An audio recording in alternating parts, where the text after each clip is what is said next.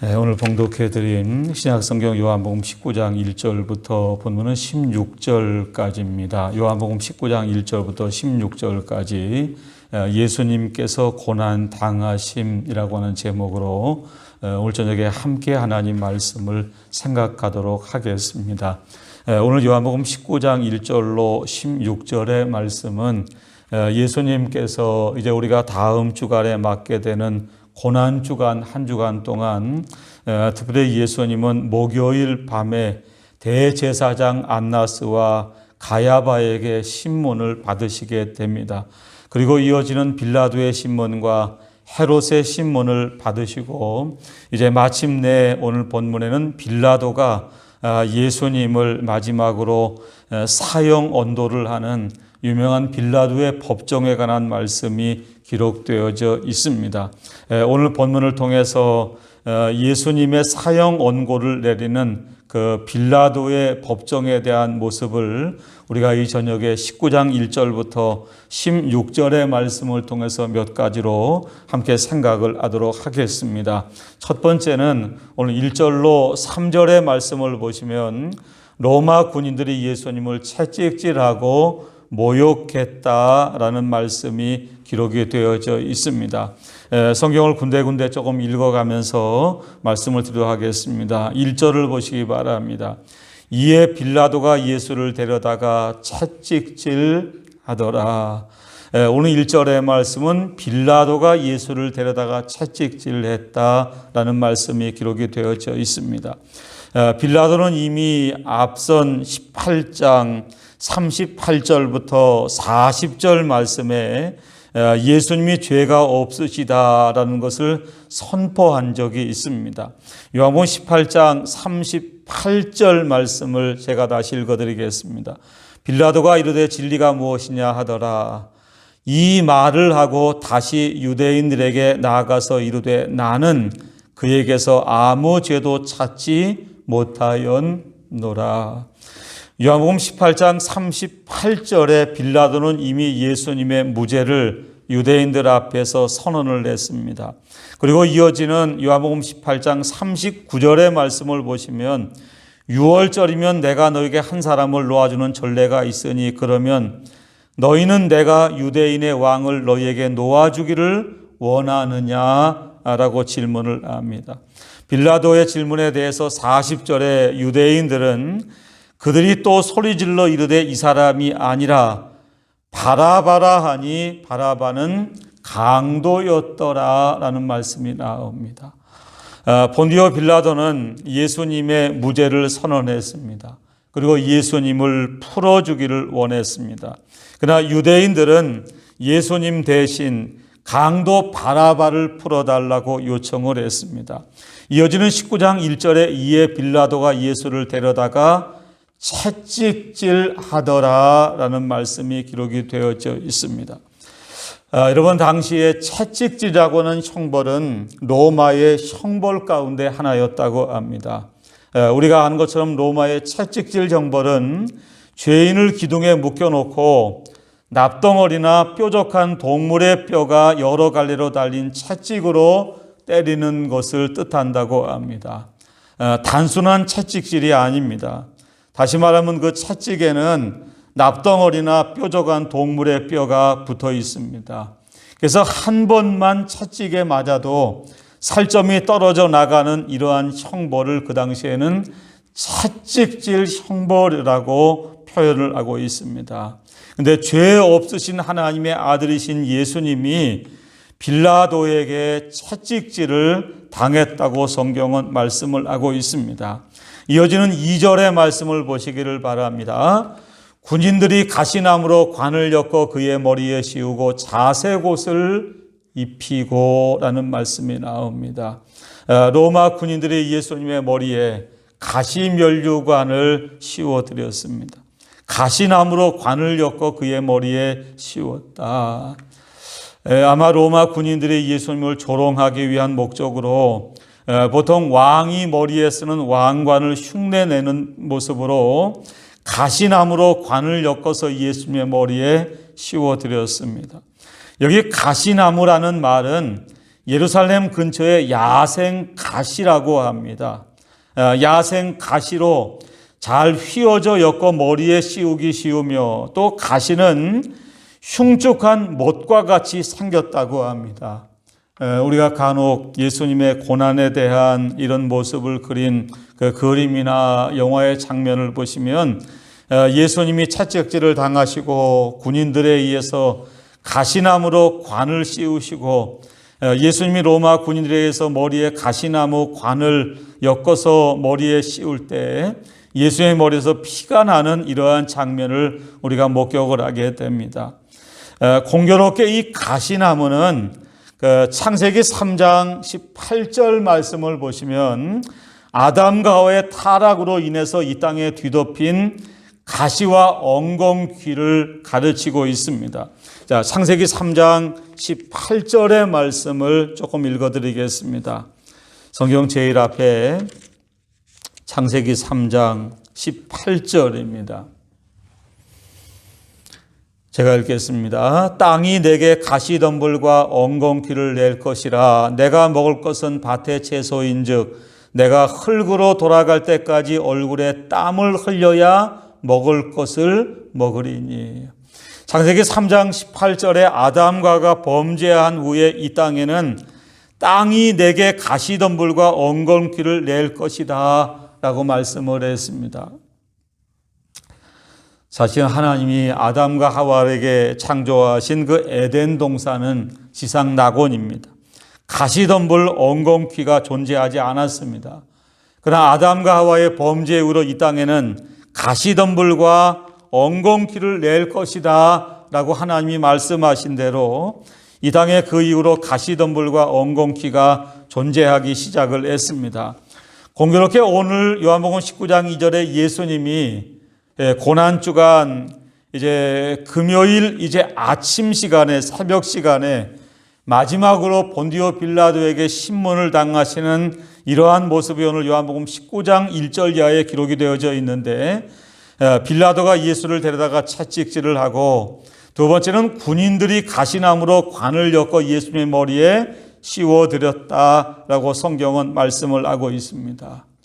아담과 하와의 범죄로 말미암아 이 땅에 나타난 가시덤불과 엉겅퀴를 예수님은 머리에 관을 엮어서 쓰셨습니다. 이 말은 예수님께서 아담과 하와 이후에 이 땅의 모든 사람의 죄를 대속하는 의미로 머리에 가시나무로 관을 엮어 쓰셨다고도 우리는 이 성경을 해석할 수가 있습니다. 세 번째는 요한복음 19장 2절 말씀을 보시면 로마 군인들이 예수님에게 자색옷을 입혀드렸다라고 성경은 말씀을 하고 있습니다. 자색옷을 입히고, 자색옷이라는 말은 당시의 왕이나 귀족들만이 입을 수 있는 옷이었다고 합니다. 자색옷. 우리도 예전에 조선시대 때 사극을 보시면 그 왕은 보통 자색옷을 입었습니다.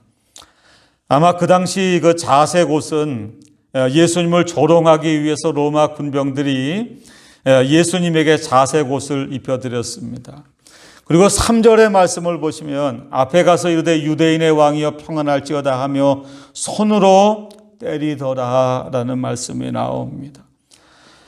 많은 로마 군병들이 예수님 앞에 나아가서 유대인의 왕이여 평안할지어다 하며 가짜로 격려하는 모습을 애쓸 것이라고 생각이 되어집니다.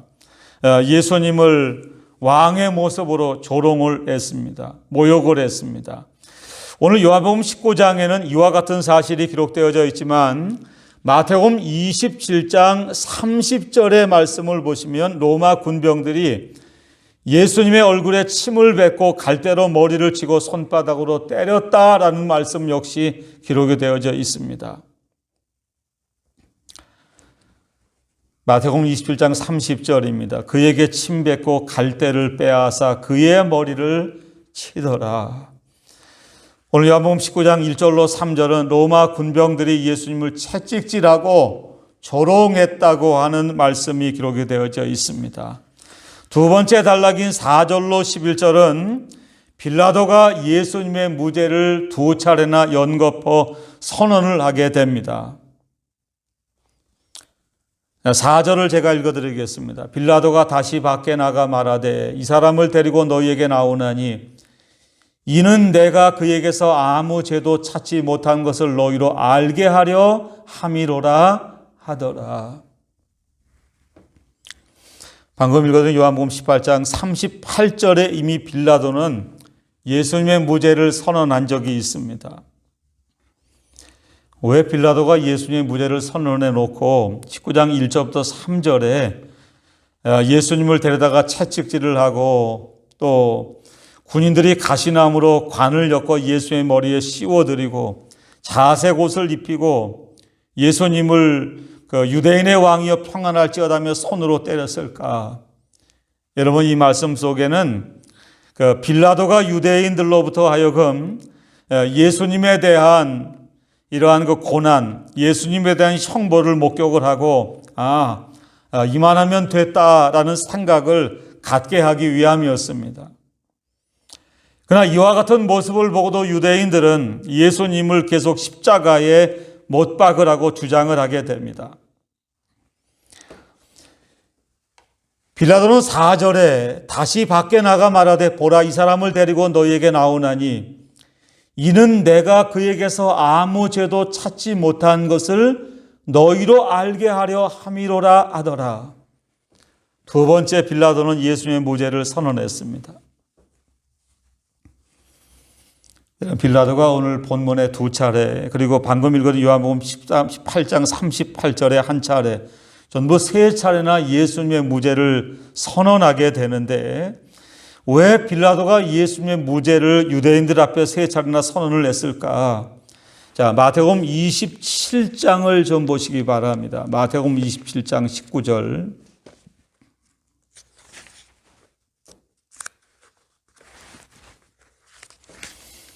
예, 마태복음 27장 19절입니다. 신약성경 제일 앞에 49쪽 제가 읽겠습니다. 총독이 재판석에 앉았을 때 그의 아내가 사람을 보내어 이르되 저 옳은 사람에게 아무 상관도 하지 마옵소서. 오늘 꿈에 내가 그 사람으로 인하여 애를 많이 태웠나이다 하더라. 요한복음에는 이와 같은 사실이 기록되어져 있지 않지만 마태의 손길로 기록된 마태복음에는 빌라도의 아내가 밤에 꿈을 하나 꾸었다고 성경은 말씀을 합니다. 총독이 재판석에 앉았을 때 그의 아내가 사람을 보내어 이르되 저 옳은 사람에게 아무 상관도 하지 마옵소서. 오늘 꿈에 내가 그 사람으로 인하여 애를 많이 태웠나이다 하더라. 본디오 빌라도의 아내가 밤에 꿈을 하나 꿨습니다. 근데 그 꿈의 내용은 예수님은 죄가 없으신 분이다.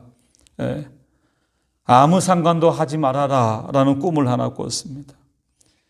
그래서 빌라도의 아내가 사람을 보내서 총독이 재판석에 앉았을 때 빌라도에 가서 이야기를 합니다. 아마 빌라도가 아내 말을 듣지 않는 사람은 없다고 그러죠. 그래서 빌라도의 아내의 말을 듣고 예수님의 무죄를 두 차례나 이제 선언을 했습니다. 5절을 보시기 바랍니다. 오늘 본문 5절입니다. 이에 예수께서 가시관을 쓰고 자색 옷을 입고 나오시니 빌라도가 그들에게 말하되 보라 이 사람이로다 하매. 6절입니다. 대제사장들과 아랫사람들이 예수를 보고 소리질러 이르되 십자가에 못 박으소서 십자가에 못 박으소서 하는지라. 본디오 빌라도는 예수님의 무죄를 이미 두 차례나 선언을 했습니다. 그리고 예수님을 채찍질을 하고 군인들로 하여금 가시나무에 관을 엮어 예수의 머리에 씌워드리고 자색 옷을 예수님께 입혀드리고 로마 군병들이 유대인의 왕이여 평안할지어다 하며 손으로 예수님을 때렸습니다. 마태복음 27장 30절에는 군병들이 예수님에게 침을 뱉고 갈대를 빼앗아 예수님의 머리를 쳤습니다. 아마 빌라도의 생각은 이와 같은 예수님의 고난당하시는 모습을 보면 유대인들이 이제 이만하면 됐겠다라고 생각을 할 줄로 알았습니다.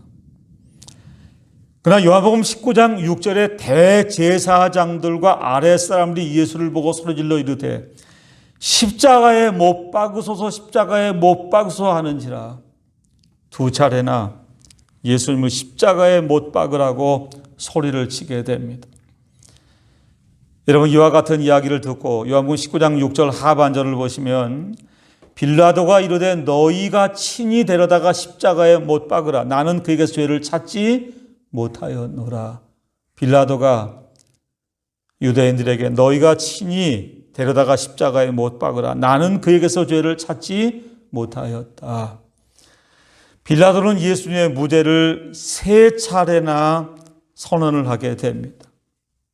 예수님은 죄가 없으신 분이시다 라고 선언을 하게 됩니다. 자, 이제 7절을 보시기 바랍니다. 유대인들이 대답하되 우리에게 법이 있으니 그 법대로 하면 그가 당연히 죽을 것은 그가 자기를 하나님의 아들이라 함이니이다. 여러분, 지금까지 유대인들은 본디오 빌라도 앞에 예수님을 고소를 할 때 종교적인 이유를 가지고 고소를 한 것이 아닙니다. 예수님을 로마 정부에 반항하는 정치범 정도로 고소를 했습니다. 왜 예수님을 정치범으로 고소를 했을까? 로마 나라의 법은 유대인들, 피식민지인 유대인들의 종교적인 것은 간섭하지 않는 법이 있다고 합니다. 그런데 아무리 유대인들이 예수님을 정치적으로 고소를 했지만 본디오 빌라도는 예수님을 세 차례나 죄가 없다고 선언을 했습니다. 드디어 7절에 유대인들은 예수님을 종교적인 이유를 들어서 고소를 다시 하게 됩니다. 우리에게 법이 있으니 그 법대로 하면 그가 당연히 죽을 것은 그가 자기를 하나님의 아들이라 함이니이다. 예수님은 하나님의 아들이십니다. 그러나 그들은 예수님이 하나님의 아들이라고 하는 것을 핑계로 고소했습니다. 종교적인 이유를 가지고 저가 참남하다. 저가 누군데 자기 자신을 하나님의 아들이라고 하느냐라고 빌라도에게 고소를 하게 됩니다. 8절을 보시면 빌라도가 이 말을 듣고 더욱 두려워하여 다시 관정에 들어가서 예수께 말하되, 오늘 본문을 보시면 빌라도가 관정을 들락달락하는 모습이 계속 등장합니다. 아마 예수님은 지금 관정 안에 계신 것 같은데 빌라도가 관정 밖에 있는 유대인들에게 와서 예수님의 무죄를 두 차례나 선언을 하고 유대인들의 말을 듣고 두려워해서 다시 관정에 들어가서 예수님께 신문을 합니다. 너는 어디로부터냐 하되 예수께서 대답하여 주지 아니하시는지라. 빌라도가 이르되 내게 말하지 아니하느냐? 내가 너를 놓을 고난도 있고 십자가에 못 박을 고난도 있는 줄 알지 못하느냐? 예수님이 아무런 답변을 하지 않기 때문에 빌라도가 내가 너를 해할 고난도 있고 놓을 고난도 있다. 십자가에 못 박을 고난도 있다. 라고 이야기를 합니다. 그때 11절에 예수님이 예수께서 대답하시되 위에서 주지 아니하셨다면 나를 해할 고난이 없었으리니 그러므로 나를 내게 넘겨준 자의 죄는 더 크다 하시니라. 예수님 십자가에 못 박혀 돌아가시려는 것을 빌라도에게 고난이 있는 것이 아니라 위에서 주지 아니하셨더라면 나를 해할 고난이 없었으리니라고 말씀을 합니다. 예수님 마지막 순간에도 하나님의 주권을 믿고 하나님의 주권 앞에 모든 것을 맡기셨습니다. 12절을 보시기 바랍니다. 이러므로 빌라도가 예수를 노리고 힘썼으나, 우리는 요한복음 18장과 19장을 통해서 빌라도는 계속해서 예수님을 놓아주려고 했다는 사실을 발견할 수가 있습니다. 예수를 놓으려고 힘썼으나 유대인들이 소리질러 이르되 이 사람을 놓으면 가이사의 충신이 아니니이다. 무릇 자기를 왕이라 하는 자를 가이사를 반역하는 것이니이다 라고 이야기를 합니다. 여러분, 당시 유대인들은 로마의 속국을 과히 좋아하지 않았습니다. 그런데 12절에 굉장히 이상한 이야기를 합니다. 자신들이 마치 가이사의 충신인 것 같이 이야기를 합니다. 유대인들이 소리질러 이르되 이 사람을 놓으면 가이사의 충신이 아니니이다. 무릇 자기를 왕이라 하는 자는 가이사를 반역하는 것이니이다. 여기서 무릇 자기를 왕이라 하는 자, 이건 예수님을 뜻합니다. 이제 이 말을 듣고 13절부터 16절에 빌라도가 예수님의 사형을 이제 언도하게 됩니다. 빌라도가 이 말을 듣고 예수를 끌고 나가서 돌을 깐 뜰, 히브리 말로 가바다, 가바다에 있는 재판석에 앉아 있더라. 이날은 유월절의 준비료, 때는 제6시라. 여러분, 성경 구절을 우리가 하나하나 읽고 해석하다가 조금 어려운 그 구절이 하나 나옵니다. 난해 구절이라고 그러는데 여기 14절은 난해 구절 중에 하나입니다. 이날은 유월절의 준비일이다. 여기 유월절의 준비일이라는 말은 유월절 전날이라는 뜻이 아닙니다. 왜 그럴까? 여러분, 예수님은 이제 다음 주 고난주간을 우리가 맞는데 목요일 날 예수님이 체포를 당하셔서 목요일 날 밤에 가야바 안나스 대제사장에게 신문을 당하시고 헤롯에게 신문을 당하시고 빌라도에게 넘겨집니다. 그래서 금요일 날, 오늘 여기 13절에 14절에 이날은 유월절의 준비라, 때는 제6시다 라는 말씀이 나오는데 여기 제6시라는 말은 로마 시간입니다. 성경에 대개 시간에 우리 시간을 알려면 6시간을 더해야만 됩니다. 이건 유대인들의 시간입니다. 그러나 요한복음만큼은 이방인들에 기록된 성경이기 때문에 우리가 지금 사용하는 시간과 똑같다고 생각을 하시면 됩니다. 제6시 새벽 6시입니다. 유월절의 준비일, 목요일이 아닙니다. 금요일입니다. 예수님 십자가에 못 박혀 돌아가신 그날입니다. 그런데 14절에 유월절의 준비일이다라는 말씀 때문에 우리는 예수님이 유월절 전날 못 박혀 돌아가신 것으로 오해하는 경우가 많습니다. 전당 가신 이병규 목사님도 이 성경 구절을 유월절 준비일, 유월절 전날에 예수님 십자가에 못 박혀 돌아가셨다 이렇게 해석을 하셨습니다. 그러나 구약과 신약은 같습니다. 예수님은 유월절 어린 양으로 오셨습니다. 정월 14일 날 유월절 어린 양을 잡고 양의 피를 문설주와 인방에 바르고 유대인들이 애굽에서 나온 것처럼 예수님은 유월절 양으로 십자가에 못 박혀 돌아가십니다. 여기 유월절의 준비라는 말은 뭘까? 유월절 준비라는 말은 유월절의 안식일의 준비라고 하는 뜻입니다. 다시 말씀드리겠습니다. 유월절 기간에 안식일이 있는데 이 날이 큰 날입니다. 보통의 안식일은 그냥 안식일이라고 하고 유월절 기간에 도래하는 안식일 아시죠? 토요일입니다. 다시 말하면 안식일의 준비일이기 때문에 금요일을 말합니다. 예수님은 금요일 날 십자가에 못 박혀 돌아가셨습니다. 유월절 준비일, 금요일 날, 때는 제6시다. 오전 6시에 예수님이 신문을 당하십니다. 여러분 아시죠? 예수님이 십자가에 못 박혀 돌아가시는 시간을 아시죠?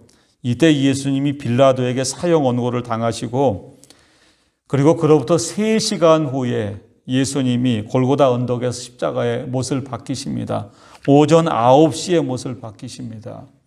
그리고 그로부터 6시간 만인 오후 3시에 예수님 십자가에 못 박혀 돌아가십니다. 여러분, 이와 같은 모든 일이 24시간도 채 걸리지를 않았습니다. 목요일날 밤에 예수님이 로마 군병들에게 체포를 당하셨고 새벽 6시에 재판이 벌어졌습니다. 여러분, 세상에 어느 나라 재판이 새벽 6시에 벌어지는 재판은 없습니다. 아무리 재판을 일찍 해도 오전 9시가 돼야 재판을 하는 법이죠. 근데 예수님의 사형 언도 재판은 새벽 6시에 벌어졌습니다. 우리나라는 사형제도가 있지만 사형제도가 사실은 없어진 나라나 마찬가지입니다. 아무리 흉악한 범인도 사형 언도를 하지만 사형 집행이 되지 않습니다. 여러분 혹시 사형 집행을 해도 사형 언도를 한 그날 사형 집행을 하는 법은 없습니다. 1년, 2년 혹은 3년, 5년, 10년 시간을 두고 사형 집행을 하는 것이 보통입니다. 그런데 하나님의 아들이신 예수님을 오늘 사형 언도를 빌라도가 하는데 새벽 6시에 빌라도가 사형 언도를 하게 됩니다. 14절 계속 보겠습니다. 이날은 6월절의 준비료 때는 제6시라 빌라도가 유대인들에게 이르되 보라 너희 왕이로다. 그들이 소리 지르되 없이하소 그를 십자가에 못 박게 하소서. 빌라도가 이르되 내가 너희 왕을 십자가에 못 박으랴. 대제사장들이 대답하되 가이사 외에는 우리에게 왕이 없나이다 하니 이에 예수를 십자가에 못 박도록 그들에게 넘겨주니라. 한 가지 좀 오해가 있을까 말씀드리겠는데 고난주간은 이번 주간이 아닙니다. 다음 주간입니다. 우리가 수요일 저녁에 같이 공부하는 내용은 주일 오후 시간에 같이 공부하던 공과 공부의 내용인데 주일날 오후 예배를 지금 드리지 않기 때문에 수요일 저녁에 공과 공부 내용을 우리가 조금 생각하고 있습니다. 다음 주 우리가 고난주간을 맞게 됩니다. 오늘 요한복음 19장 1절부터 16절까지 예수님이 빌라도에게 사형 언도를 당하신 이러한 장면, 예수님이 고난을 당하시는 장면을 우리가 함께 생각을 했습니다. 오늘 저녁에 우리는 이와 같은 본문을 통해서 본문에 등장하는 몇 종류의 등장인물들을 통해서 하나님이 우리에게 주시는 몇 가지 신앙적인 영적인 교훈을 함께 생각하도록 하겠습니다. 첫 번째는 빌라도에 대한 이야기를 조금 생각하도록 하겠습니다. 사실 오늘 19장 1절로 16절의 주인공은 예수님이지만 빌라도라고도 할 수 있습니다. 조연 정도로 해두죠. 조연.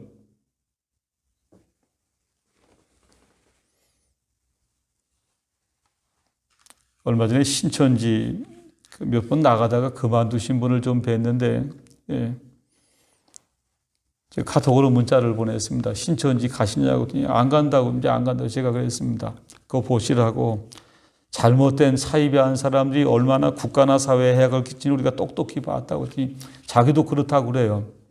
그분이 지금도 거짓말하는지 모르겠는데 그분이 우리 교회를 한 2주, 3주 나와서 저희 사람하고 이런저런 얘기를 하다가 그런 얘기를 했습니다. 우리가 주일 오전에 지금은 우리가 좀 사도신경을 고백하지 않지만 사도신경을 고백을 하는데 사도신경 성경에 없는데 사도신경을 왜 하느냐는 이야기를 하시더라고요. 여러분 사도신경은 성경에는 없습니다. 그러나 성경의 가장 중요한 골자를 고백한 것이 사도신경입니다. 사도들이 그렇게 믿고 고백한 것을 우리도 그대로 믿고 고백하는 것이 사도신경입니다. 근데 사도신경에 보시면 네 번째 단락에 본디오 빌라도에게 고난을 받으사 십자가에 못 박혀 죽으시고 라는 대목이 나옵니다. 여러분 본디오 빌라도는 기독교 2000년 역사상 앞으로 예수님이 언제 올지 모르겠지만 예수님이 오실 때까지 이 땅에 예수님은 우리가 신앙 고백을 할 때마다 예수님을 십자가에 못 박아 죽인 주범 가운데 주범을 본디오 빌라도라고 우리는 고백을 합니다. 여러분 방금 성경을 살펴본 것처럼 본디오 빌라도는 아내로 하여금 꿈에 예수님의 죄가 없다는 사실을 깨달았습니다. 그리고 요한복음 18장 38절과 요한복음 19장 4절과 요한복음 19장 6절에 세 차례나 자신의 입으로 예수님의 무죄를 선언했습니다. 그럼에도 불구하고 마지막 예수님의 사형 언도를 내리는 것은 본디오 빌라도입니다. 왜 본디오 빌라도가 기독교 2000년 역사상 예수님이 십자가에 못 박아 죽인 주범 가운데 주범의 수치를 둘러쓸 수밖에 없었을까? 여러분 사실은 본디오 빌라도는 하나님께로부터 예수님을 영접할 수 있는 가장 좋은 기회를 부여받은 사람 가운데 하나라고 저는 믿습니다. 그는 예수님의 마지막 순간에 예수님과 직접 대화를 주고받았습니다. 자신의 입으로 예수님의 무죄를 세 차례나 선언했습니다. 요한복음 18장 38절의 말씀을 잠깐 보시기 바랍니다. 빌라도가 이르되 진리가 무엇이냐 하더라. 여러분, 본디오 빌라도의 입에서 예수님께 진리가 무엇이냐라는 질문을 했습니다.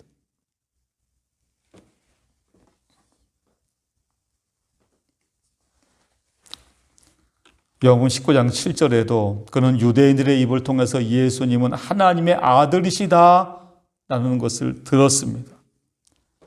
그러나 그는 결과적으로 예수를 믿지 못했습니다. 예수님을 사형에 넘겨주는 사형 언도를 한 주범 가운데 주범이 되고 말았습니다. 왜 본디오 빌라도가 예수님을 영접할 수 있는 가장 좋은 기회를 놓쳤을까?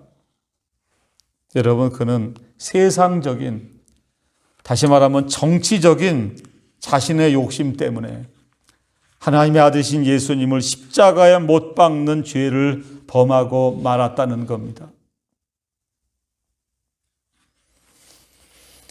우리는 성경을 읽고 성경을 볼 때마다 예수님의 12 제자 가운데 가룟 유다는 절대로 나 자신이 아니라는 생각을 할 때가 많습니다. 베드로는 조금 우리와 비슷한 것 같고 가룟 유다는 절대로 나와는 상관이 없는 사람이라고 생각하는 경우가 많습니다.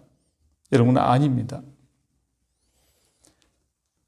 우리가 세상 물질 때문에 예수님을 부인하면, 예수님보다 세상 물질을 더 따라가면 우리가 가룟 유다와 똑같은 사람이 될 줄도 모른다고 성경은 우리들에게 말씀을 합니다. 우리가 살고 있는 세상, 세속적인 가치관, 내 안의 욕심이 예수님을 십자가에 못 박을 때 성경은 우리도 빌라도가 될 수 있다라고 성경은 이 저녁에 우리들에게 말씀을 하고 있습니다. 여러분, 자칫 잘못하면 세상적인 욕심 때문에, 세상적인 가치관 때문에 내가 세상에서 잘 되고 내가 세상에서 출세하려고 하는 마음 때문에 예수님을 십자가에 다시 못 박는다고 하면 우리가 본디오 빌라도가 될지도 모른다라는 것이 요한복음 19장 1절 이하의 말씀이 이 저녁에 우리 모두에게 주시는 영적인 교훈입니다. 두 번째, 우리는 오늘 본문을 통해서 또 다른 등장인물들을 발견할 수가 있습니다. 대제사장들입니다. 6절의 말씀을 보시기 바랍니다. 대제사장들과 아랫사람들이 예수를 보고 소리질러 이르되 십자가에 못 박으소서, 십자가에 못 박으소서 하는지라. 여러분, 성경을 읽으실 때 성경이 잘 깨달으시려면 언제나 궁금증을 가지시는 게 도움이 됩니다. 여기 6절의 말씀도 조금 궁금증이 하나 가셔야 됩니다. 대제사장들. 제사장은 여러 사람입니다. 그러나 대제사장은 언제나 한 사람입니다. 근데 이 당시에는 대제사장이 두 사람이었습니다. 요한복음 18장 13절 거꾸로 한 장만 넘기시면 되니까 좀 보죠. 요한복음 18장 13절입니다.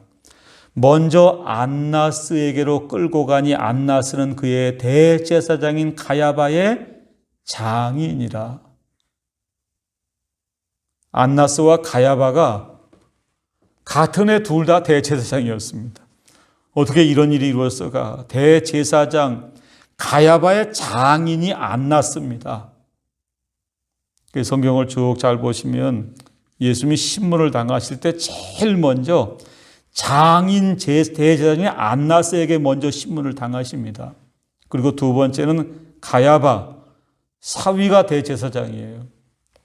이건 오늘 교회를 세습하는 거와 흡사하다고 이야기하기 좀 곤란하지만 여러분, 사실은 안나스가 가야바를 대제사장으로 세웠으면 자기는 대제사장의 권한이 없습니다.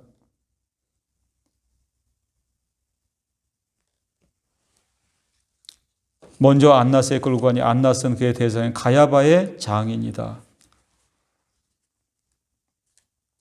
여러분이 대제사장들 안나스와 가야바와 안나스, 이들이 오늘 요한복음 19장 1절 이하 예수님 십자가에 못 박는 또 다른 주범으로 등장을 합니다.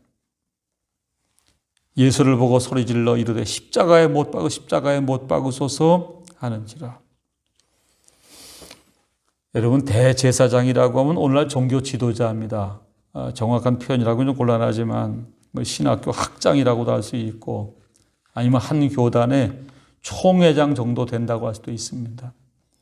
당시 이러한 위치에 있던 대제사장들이 예수님 십자가에 못 박는 일에 가장 앞장을 섰습니다. 왜 이들이 예수님 십자가에 못 박았을까? 아브라함 때부터 기다리던 메시아가 예수 그리스도인데 그들은 예수님 십자가에 못 박는 일에 앞장섰습니다. 마가복음 15장 10절을 보시기 바랍니다. 마가복음 15장 10절 신약성경 83쪽입니다. 마가복음 15장 10절 제가 읽겠습니다. 이는 그가, 여기도 마찬가지죠. 대제사장들이 시기로 예수를 넘겨준 줄 알미러라. 여러분, 성경은 대제사장들이 예수님 십자가에 못 박는 일에 앞장섰는데 그들이 왜 하나님의 아들이신 예수님 십자가에 못 박는 일에 앞장섰을까? 시기로 예수를 넘겨준 줄 알미러라 라고 성경은 말씀을 하고 있습니다. 어느 날 예수라고 하는 청년이 나타났습니다. 많은 백성들에게 주목을 받기 시작을 합니다. 여러분, 대제사장들은 종교적으로 자기에게 돌아올 모든 영화와 모든 것이 예수님에게 돌아간다고 생각을 했습니다. 요한복음 3장 30절, 얼마 전에 말씀드렸지만 세례 요한의 위대한 신앙 고백입니다. 그는 흥하여야 하고 나는 쇠하여야 하리라. 예수님만 높이고 예수님만 잘되게 하는 것이 세례 요한의 신앙이라고 하면 대제사장들 안나스와 가야바의 잘못된 신앙과는 예수님으로 인해서 자기 자신이 낮아지는 것을 원치 않았습니다. 예수님을 시기해서 예수님 십자가에 못 박았다라고 성경은 말씀을 하고 있습니다. 오늘 요한복음 19장이 인류 최대의 살인사건이라고 하면 여러분 아시는 분 많이 계실 텐데 인류 최초의 살인사건은 아담과 하와의 큰아들 가인이 둘째 아들 아벨을 돌로 때려 죽인 사건입니다. 여러분, 두 사건의 공통점은 역시 시기입니다. 갈라디아 5장에 성령의 9가지 열매를 이야기하며 사도 바울은 육신의 일을 이야기하는데 그 가운데 하나가 시기가 나옵니다. 나보다 다른 사람이 잘 되는 것을 원치 않는 마음. 본디오 빌라도 세속적인 가치관과 세속적인 욕망 때문에 예수님을 십자가에 못 박는 주범이 되었다고 하면 대제사장들인 안나스와 가야바는 시기 때문에 예수님 십자가에 못 박아 넘겼습니다. 세 번째, 우리는 요한복음 19장 1절부터 16절을 통해서 군중들의 모습을 발견할 수가 있습니다. 본디오 빌라도가 주범, 대제사장인 안나스와 가야바 두 번째 주범쯤 된다고 할까요? 여러분, 일에 가담한 많은 사람들이 있습니다. 군중들입니다. 7절을 보시면 유대인들이 대답하되 우리에게 법이 있으니 그 법대로 하면 그가 당연히 죽을 것은 그가 자기를 하나님의 아들이라 함이니이다. 15절에도 14절 이날은 6월절의 준비여 때는 제6시라 빌라도가 유대인들에게 이르되 보라 너희 왕이로다. 그들이 소리 지르되 없사서 그를 십자가에 못 박게 하소서. 여러분, 이 군중들은 예수님 요한복음 6장에 보리떡 5개와 물고기 2마리 2만 명을 먹일 때 아마 그 자리에 있었던 군중들일 수도 있습니다. 아마 2만 명이 오늘 이 자리에 다 있지는 않았겠지만 오병이어의 현장에 있었던 사람들이 오늘 요한복음 19장 이 자리에도 있을지 모릅니다. 또는 예수님이 종려주일에 돌아오는 주일날 예루살렘 성에 나귀 새끼를 타고 입성하시는데 역시 많은 군중들이 예수님을 환영했습니다. 그들은 화요일 날, 고난주간 화요일 날 예수님께로부터 수많은 하나님 말씀을 들었습니다. 화요일, 수요일, 목요일, 금요일, 불과 나흘 됐나요? 사흘 만에 그들은 예수님을 십자가에 못 박는 일에 가담하게 됩니다. 오늘 요한복음 19장 1절로 16절을 보시면 하나 재미난 단어가 하나 등장합니다. 빌라도의 입에서 유대인들에게 예수님을 보라 너희 왕이로다 라는 말이 튀어나옵니다. 14절입니다. 이날은 6월절의 준비로 때는 제6시라 빌라도가 유대인들에게 이르되 보라 너희 왕이로다. 하나님이 하시는 일은 참 알 수가 없죠. 예수님을 십자가에 못 박는 주범인 본디오 빌라도의 입에서 유대인들을 향해서 보라 너희 뭐라는 거죠? 왕이라는 거예요. 근데 유대인들은 가이사 외에는 우리에게 왕이 없다는 거예요. 우리가 얼마 전에 수요일 저녁에 계속 생각하는 사사기 기억하시죠? 그때 이스라엘에 왕이 없으므로 사무엘상에는 유대인들이 사무엘 선지자 앞에 왕을 세워달라고 이야기를 했습니다. 예수님은 우리의 왕입니다. 유대인들은 예수님을 왕으로 모시지를 않았습니다. 요한복음 19장 1절로 16절에 등장하는 본디오 빌라도와 대제사장들 안나스와 가야바와 세 번째 군중들의 모습을 통해서 우리는 오늘 이 시대를 살아가는 혹시 우리 자신들이 이와 같은 모습들이 아닐까라고 우리 자신들을 돌아보는 이런 기회가 되시기를 바랍니다. 요한복음 19장 1절로 16절에 몇 종류의 사람들 등장인물들을 말씀드렸는데 여러분 이 성경 가운데 가장 중요한 등장인물을 빼놓아서는 안 됩니다. 누굴까? 예수님입니다. 예수님은 채찍질을 당하셨습니다. 머리에 가시나무로 관을 씌우셨습니다. 쓰셨습니다. 자색 옷을 입으시고 로마 군병들의 손으로 때림을 당하시고 침뱉음을 당하시고 채찍에 맞으셨습니다. 여러분 예수님은 오늘 본문의 빌라도의 입을 통해서 죄가 없으시다 라는 선언을 세 차례나 하게 됩니다. 죄 없으신 예수님이 이와 같은 고난을 당하셨습니다. 예수님의 고난은 우리가 아는 것처럼 우리가 당해야 할 고난을 대신 당하신 대속의 고난입니다. 구약성경 이사야 53장 5절에는 그가 찔림은 우리의 허물 때문이요 그가 상함은 우리의 죄악 때문이라. 그가 징계를 받음으로 우리는 평화를 누리고 그가 채찍에 맞음으로 우리는 나음을 받았도다라는 말씀이 기록되어져 있습니다. 오늘 말씀을 마치도록 하겠습니다. 고난주간을 우리가 이제 준비하면서 첫 번째 예수님의 고난은 내 죄 때문이다라는 사실이 깨달아지고 믿어지기를 바랍니다.